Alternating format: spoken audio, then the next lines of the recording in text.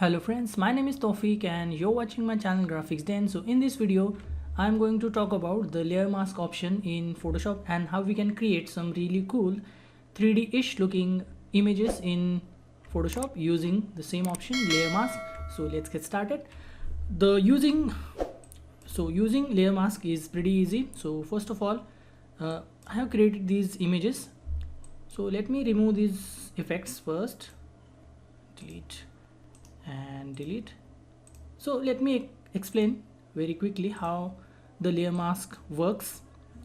So select the layer first and apply layer mask from the layers panel over here, which says add layer mask.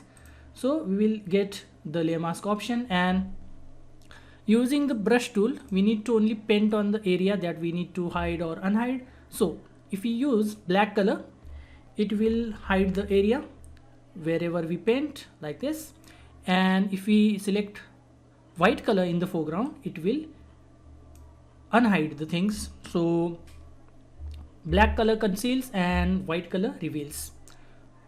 So similarly we can create some really cool effects. So I have written this word over here. So first of all, I'm going to use the layer mask on the word. So I will click on the layer mask option. Now I will delete this. I don't need this on this particular layer. So I want to select the area of this text. So I will simply press and hold Control key, or if you are using Mac then Command key, and click on the thumbnail of the layer. So that will select the area of the layer, and we are presently at this text layer, and using the black color we will only paint on this area. So that will only hide the text area just like this, and we will get this popping effect like this. Pretty easy, right? Again we can do the same on this particular image. So I'm again going to use the layer mask on the top layer, which is the text layer. This is the layer mask, and again I'm going to press and hold Control key and click on the thumbnail. So that will select the area, layer area, which is below.